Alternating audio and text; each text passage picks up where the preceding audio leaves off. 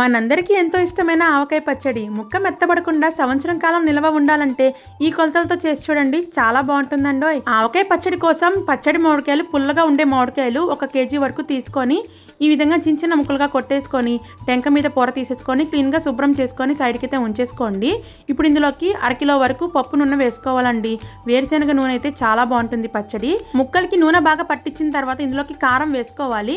KG ఆవకాయ ముక్కలకి 150 గ్రాముల పచ్చి కారము, 100 గ్రాముల ఉప్పు, కల్లుప్పైనా వేసుకోవచ్చు.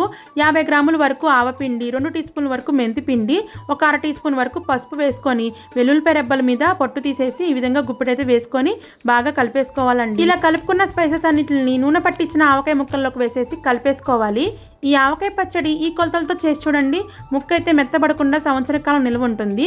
మిగిలిన నూనెని ఈ విధంగా ఆవకాయ ముక్కల్లోకి వేసేసి బాగా కలిపేసుకోండి. ఒక గ్లాస్ కంటైనర్లో కన్నా ప్లాస్టిక్ కంటైనర్లో కన్నా తీసేసుకోండి. 3 రోజులు ఊరనిచ్చి ఒకసారి కలిపేసుకుంటే ఎంతో రుచికరమైన ఆవకాయ పచ్చడి రెడీ. పచ్చడి జాడీలో పెట్టేసుకోవడమే.